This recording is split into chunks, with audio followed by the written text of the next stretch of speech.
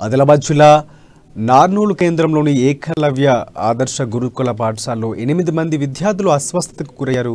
వారందరినీ చికిత్స నిమిత్తం స్థానిక ఆసుపత్రికి తరలించి ప్రథమ చికిత్సను అందిస్తున్నారు. ఇక మెరుగైన వైద్యం కోసం ఉట్నూరు ప్రభుత్వ ఆసుపత్రికి తరలించి ఆక్సిజన్తో చికిత్సను అందించారు.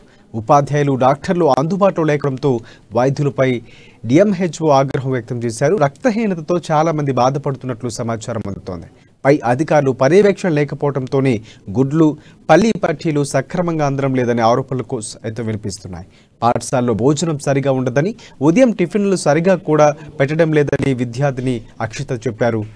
పల్లి పట్టి, అరటి పండ్లు లాంటివి ఒక్కరోజు కూడా పెట్టారని, ఏం పట్టించుకోవడం లేదని చెప్పారు.